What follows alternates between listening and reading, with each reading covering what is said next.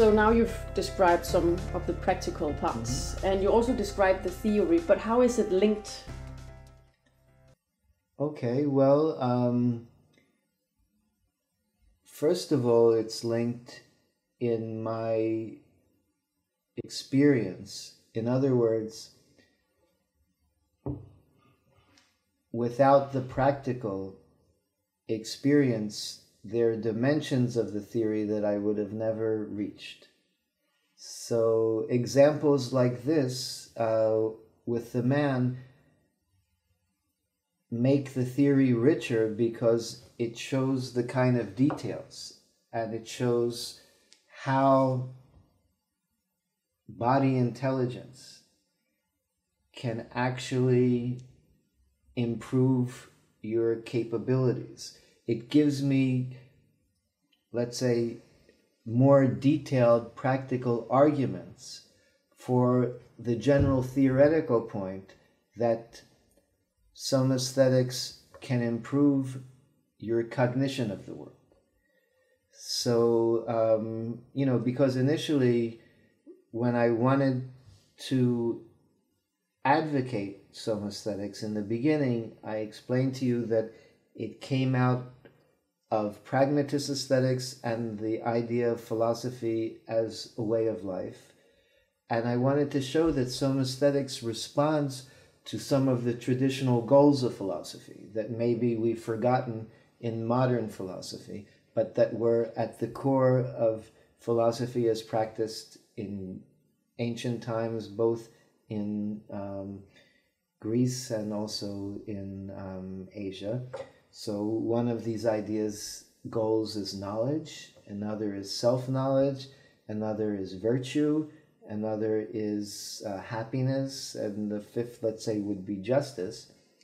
So how can Somaesthetics improve your knowledge? Well, in one kind of basic way, in a very, very basic way of giving simple examples, you can know more, ceteris paribus, everything else being equal, if you can enlarge the scope of your perception.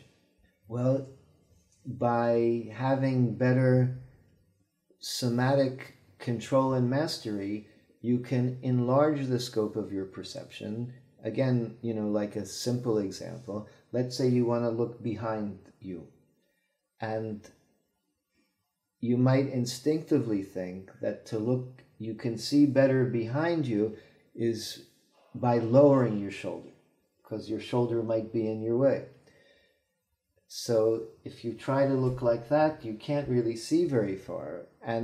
But if you know how your body is structured, or if you develop a clearer consciousness of how to use yourself, you can see that actually if you raise your shoulder, you will be able to see more, because if you lower your shoulder, that blocks your rib cage, so you cannot rotate your spine. But if you raise your shoulder, you can turn much farther, because if your shoulder is raised, your ribs are not locked. If your ribs are locked, you can't turn your spine very much. But if you raise your shoulder, you can end up turning more, so you can see more. Mm-hmm. So you can see more, you can know more. It's just a very simple example, but it shows how body mastery can augment your cognition, your knowledge of the world. Self-knowledge, your body is part of yourself if it isn't yourself. And so knowing which foot is heavier, where you have your bias, which eye is weaker, what foods give you good feelings, what foods give you bad feelings, and of course, what products feel good, what products don't feel good. I mean, that will take us into, that area of product design. So you can get self-knowledge by knowing your body. So Somaesthetics answers that. The issue of virtue, virtuous action, you cannot do ethical deeds if you're too handicapped to do them. If you're physically disabled, If you don't know how to swim, you can't jump in the lake to save a drowning child.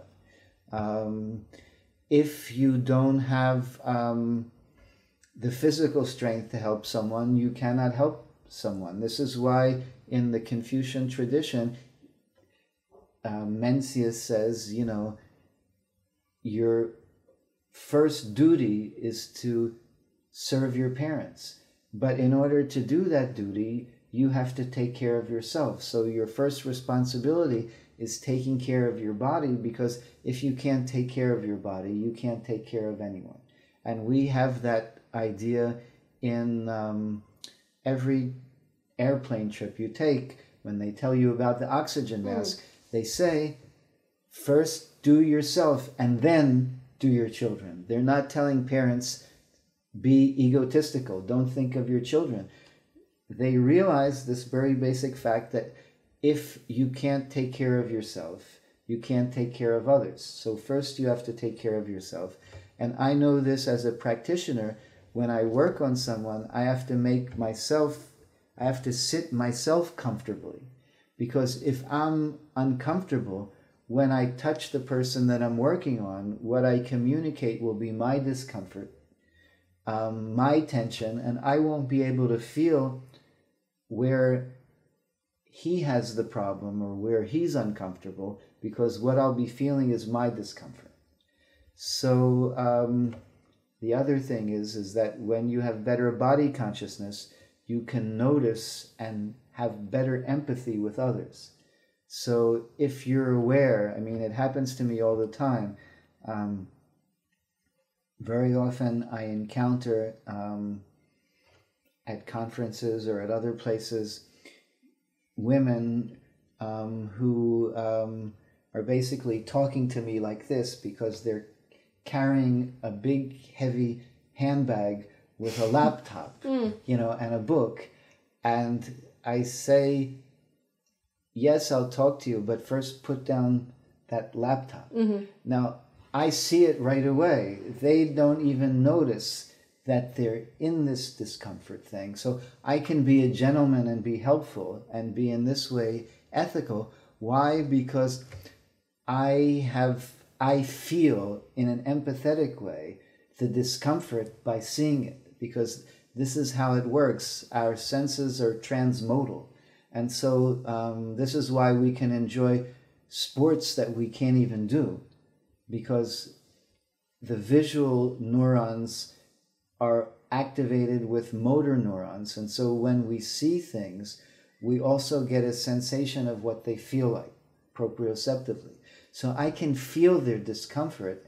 And because I have this body consciousness, I can get them to put the thing down.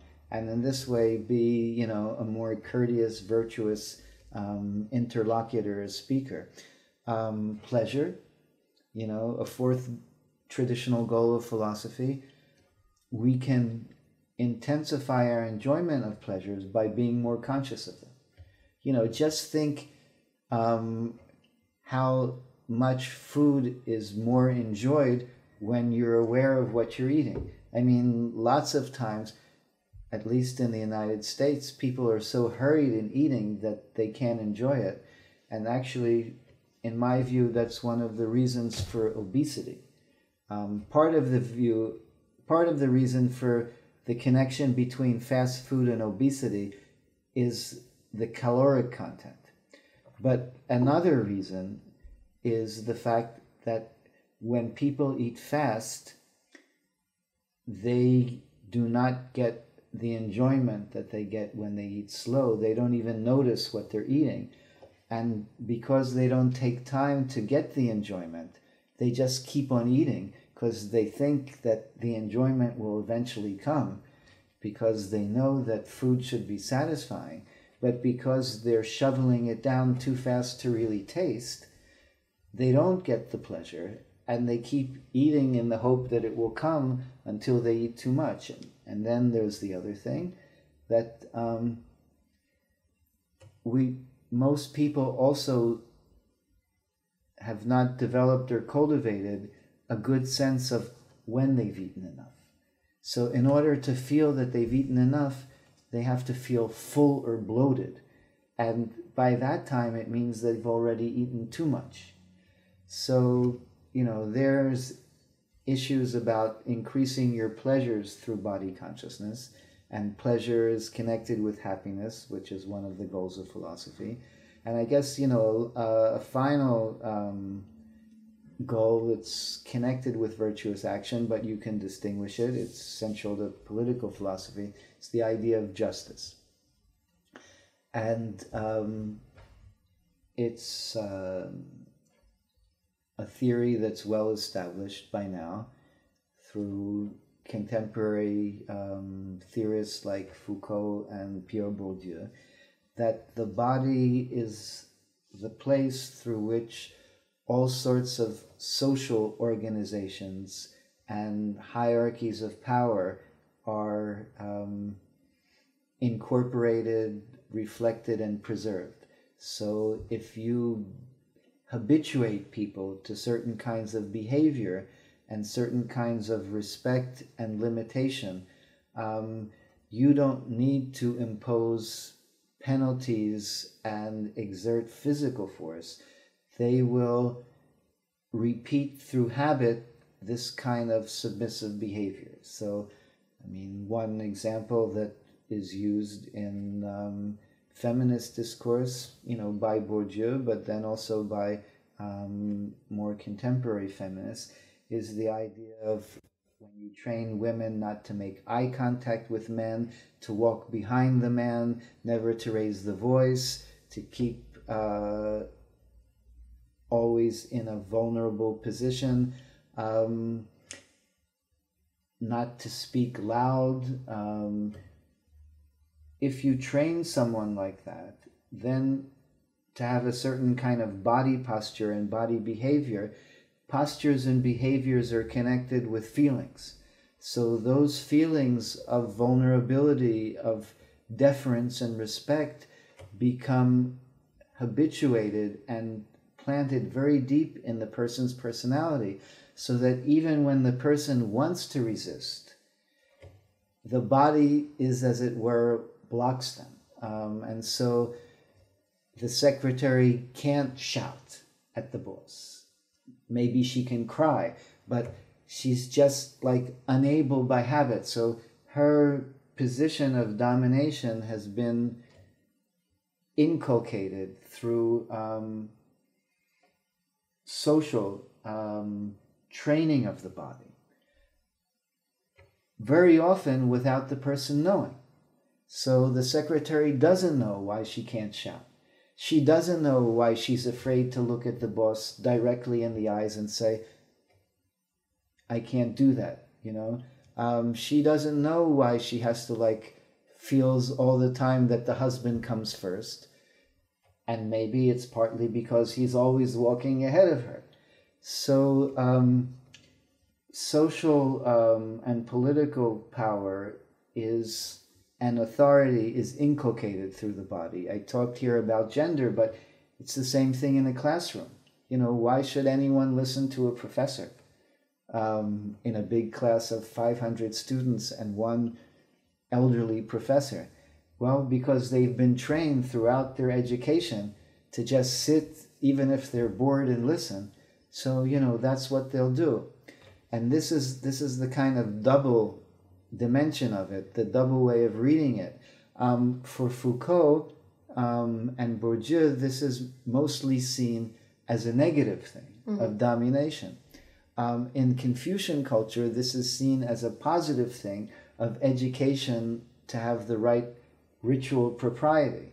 And it's just a balance about what you find empowering and what you find disempowering. The Confucians would say that for a child to be able to sit quietly and listen, or a teenager or a young adult to sit and be able to listen for an hour to a lecture, this isn't oppression, this is empowerment. But I think the key point is to realize that much of this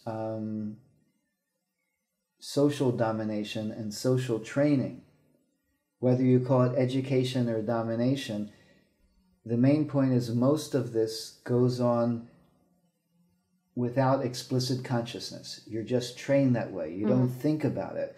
And so would again, you say that this is the problem, that we're not well, that's conscious right. of That's it? right. And Yeah. so this is why the secretary doesn't know what to do. She doesn't know why she can't say no. She doesn't know why she can't look at the boss in the eyes and ask for a raise. She doesn't know why she can't raise her voice to a fellow male worker, even though she's actually in a position of authority over that person. It's because all of the bodily habits and feelings have been trained not to do those things. Now, if she doesn't have body consciousness, she cannot deal with that problem. But if she develops the consciousness of what her body is and what her feelings are, connected with those body positions, then at least she knows the problem and she can work on it. Yeah. And And so how then will she get to know that? And how will the student sitting in the classroom get to know that? I think the way there are different ways of getting to know it. Sometimes you can just feel it if it's very strong through a moment of self-revelation or self-consciousness. But again, this is one of the reasons that I think the practical work of somaesthetic experiential cultivation, and we're getting back to something that was going to be a question in the beginning, but I'll get to it soon. The area of experiential somaesthetic consciousness, training in that is very important for developing this awareness to those feelings. And sometimes you can figure it out yourself, but it's very often very difficult for you to do that because you don't usually take the time or framework to think about that. You think about the problems you have with your boss. You think about the problems that you have at home that make you have the problems with the boss. You don't think of taking the time to examine your feelings and your body postures in a very explicit way. Because you just say, well, that's just my body. Or maybe you don't even know that that's part of the equation. You just think of your problems with the boss, your problems at home, the actual situation, and not the experiential platform through which all these things are happening that actually structure that interaction. You just think about the objects, certain objects in the interaction, but not about the media of the interaction, not realizing that the media of the interaction structure also the interaction. And to get that change of perspective, you need to have a gestalt switch and think about that interactive dimension and the somatic and experiential dimension. And usually in order to do that, you need a framework and a teacher to help you focus that way, because it's breaking a habit and you need to sometimes change the situation in order to think differently. That's why when you go to a yoga class or a Tai Chi class, or let's say a karate class, you put on a uniform, you do all of these things that get into a structured situation that is outside of your original routine flow so that you can change your perspective. And so the best way to develop body consciousness is through one of the different practices of cultivating body consciousness, and there are lots of different ones. And my view of somaesthetics is very pluralistic. I'm not selling a brand. I can discuss that later on, and I should, because somaesthetics is not just my preferred menu of body practices. I think that somaesthetics should study all kinds of body practices, even ones that I would never recommend to anyone, because that's part of the theoretical dimension of studying the field. In other words, in philosophy, you don't only study the philosophies that you favor. You study just as much the philosophies that you don't think are perfect, or even you study philosophies that you think are just positively wrong. The same thing, you can study theology and be an atheist. You don't have to, you can be an expert on Christianity and be a Muslim, or vice versa. And so it's the same thing with Somaesthetics. Sometimes critics misunderstand my work that way, is that they take one thing that I discuss and they assume that this is what Somaesthetics is, and any other body practice I reject. Or that if I discuss it, it means I must think it's the best thing around. But it's not, Somaesthetics is not limited to things that I recommend as useful, healthy. It's a research project that discusses that general field that I mentioned, how we experience and use our bodies for sensory perception and for self-fashion. So it can be yoga, you can be doing yoga, tai chi. It can be breast implants. Yeah. It can, I mean, plastic surgery is a somaesthetic practice. Dyeing your hair is a somaesthetic practice. Tanning is a somaesthetic practice. Getting your nails done. I mean, all these things, branding, mutilation. There are people who do cutting, branding, burning, mutilation. There are all kinds of people who do that. Somaesthetics should study that.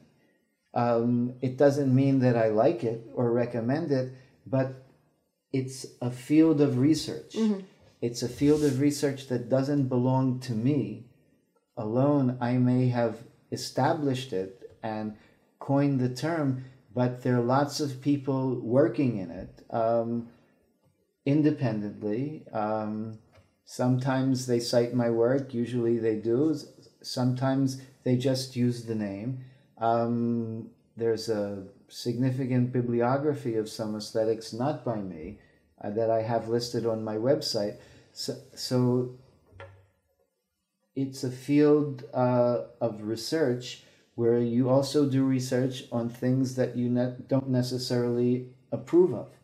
But since they're significant and they fall within the field, it's worth having knowledge about it if the researchers are interested.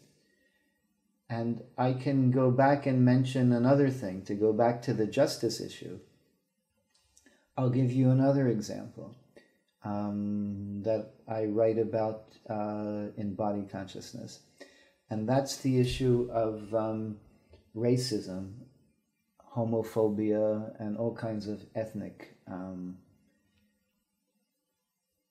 hostility and hate. Why is it so persistent, racism and ethnic prejudice? I think one of the reasons is that it has a bodily base, it has a visceral base, so that people can agree in principle to general ideas of tolerance and principles of tolerance. People say, yes, we shouldn't be prejudiced. Yes, this race is fine, this religion is fine, etc., etc. But then in the actual practice, they show prejudice and show racist hostility. I think one reason for that is that these feelings are connected with subtle bodily feelings of discomfort that people get from those different races or those different ethnicities, or from people with homophobia. there's something that we feel uncomfortable about in the presence of these people. Maybe they smell different because of the food they eat. Maybe they walk different. Maybe they look different. Maybe we haven't even really met them in a proper way, because that happens. Sometimes there are places where there's racism against a certain group where there's hardly any of that group there. But they see images on the TV, or that term has been associated with bad bodily images. And maybe we never had an experience ourselves, but maybe we walked with our mom when we were kids, and we noticed, not in a conscious way, that when the mother met a person of this religion or of this race, there was some kind of like negative body movement, that as kids we react to those things. Even though we don't know what we're reacting to, we feel our mom's discomfort, it makes us uncomfortable. And it never gets thematized, and we just absorb these feelings, but we act them out because those people make us. So how are we going to deal with this? Well, one thing is clear: we cannot deal with it if we don't know that it's happening. You know, if there's some feeling, bad feeling that I have with a certain race or ethnicity, and I don't know I have that bad feeling, but it affects my behavior. And very often we're affected by things that we don't know influence us. If I don't know that I have the bad feeling because it's a subtle one, there's no way I can deal with it. I can't either control it or I can't change it. But if you develop the body consciousness to recognize, I feel a kind of stiffness when I meet this person. And it doesn't have to be of a different race or religion. You know, there's certain people where there's just a kind of weird, energy.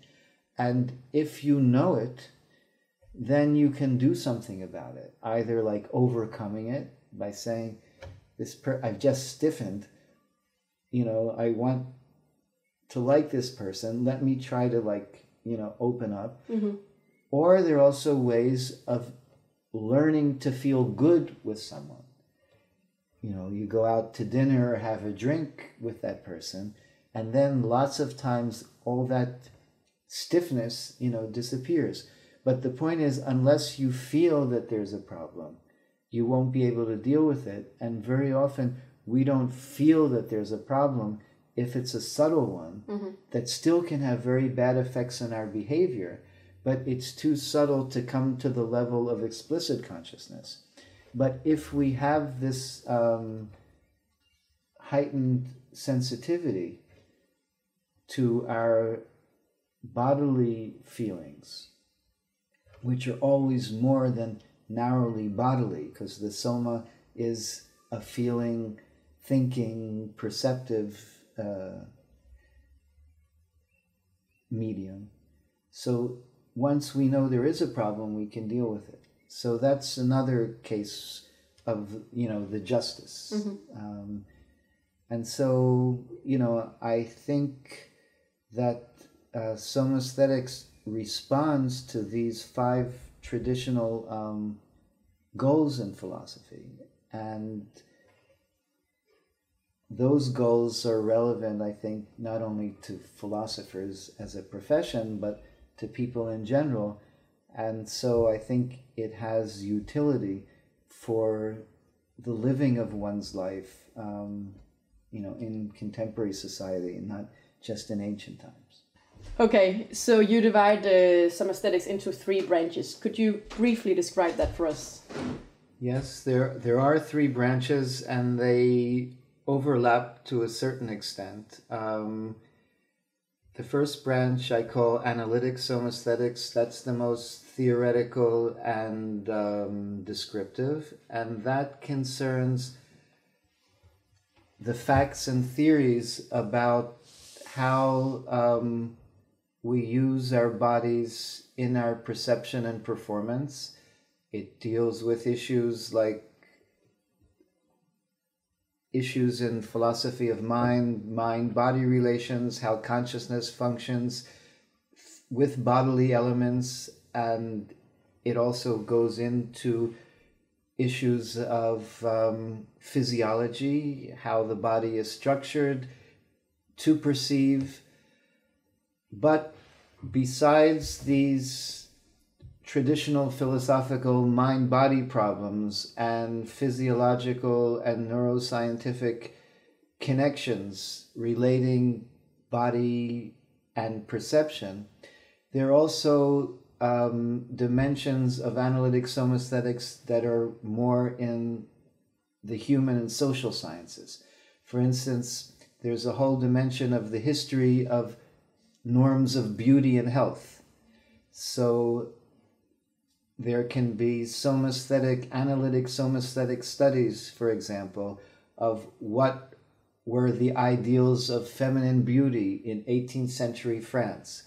What were the ideals of health in the golden age of Athens? These are sociological studies also about eating habits in a particular country today. Let's say, what are the eating habits of a certain population in New York?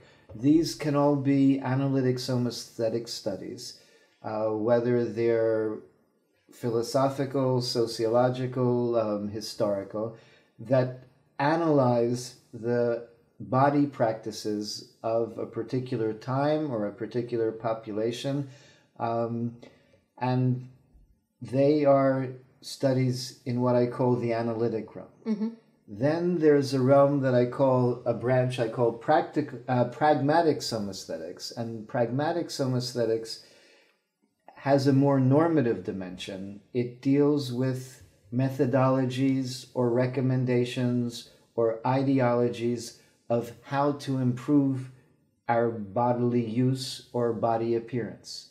So over the course of history, there have been countless methods proposed, methods of diet, methods of cosmetics, methods of grooming, methods of bodily exercise, methods of meditation, methods of surgery, clothing methods.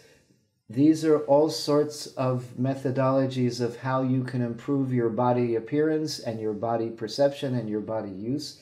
And the realm of, or branch of pragmatic somaesthetics is a comparative analysis and critique of these different methodologies that aim to improve. So is yoga better than zazen, or what are the differences between them? Is this diet better than another diet? All these sorts of questions can be treated in the realm of pragmatic somaesthetics. And also, I should emphasize, it's not necessarily an issue of which is better. It's describing also what are these methodologies of body improvement. But it fits into the pragmatic branch because it is not about bodily functioning or bodily ideals per se, but how to improve. So there's this ameliorative, normative dimension. Now the third branch is a branch that I can't describe very much because it's not about descriptions, and that's what I call practical somaesthetics, because I realized that if I didn't name a particular branch that has to do not with talking about theory or even talking about methodology, but actually doing the practice, then in academia people would just not do the practice. In philosophy especially, but I think in lots of other fields, there's always what they call semantic ascent. You go from the thing to talking about the thing, and very often then the thing gets forgotten. And that happens in a lot of philosophy of the body, that the body gets textualized. And I have nothing against language. Language is essential for somaesthetics. Language is even essential for somatic practices in practical somaesthetics. If I give a practical workshop, I use language, it's an important part of my work. But if you don't mention that there is something about actually moving the body, and moving the body not to read or go to a lecture, but in a disciplined, physical, experiential way, if you don't mention that, then it's likely to get forgotten. And because Somaesthetics is a project of theory and practice, I wanted to get the actual embodied experiential physical practice down. Mm-hmm. And it's important to me, which is also why I give workshops in practical Somaesthetics. Most often I'm invited to give a lecture in a big lecture hall or theater, but more and more I've been getting invitations to do workshops of 3 days. That's the format that seems to work the best for me so far, of actual practical workshops where, of course, I talk and give mini lectures, but it's based on a variety of practical somaesthetic exercises that I draw to a large extent from my experience as a Feldenkrais teacher and practitioner, but also from other sources. And this is a way to keep myself honest, but also to show the full dimension of Somaesthetics, which I think cannot be properly understood without the practical dimension. Mm-hmm. It's more demanding for me, these workshops, because I have to invest also psychologically and emotionally, or just perceptively, in trying to feel and see in a very careful way what the people are thinking and feeling when they do these exercises. And I guess they also have to invest more because they're also participating. Well, that's right. More richly. And what I have to do is then like get into the soma of each of them, mm-hmm. and guide them. Whereas if I give a lecture, to some extent the audience is a blank. Mm-hmm. You know, I may make eye contact with some people if I can see them, but basically I don't have to care about what they're feeling. I just do my thing. So this is much more demanding, but it's also very rewarding. And it's also necessary to show the practical side of Somaesthetics, which I think is very important for understanding also the theory.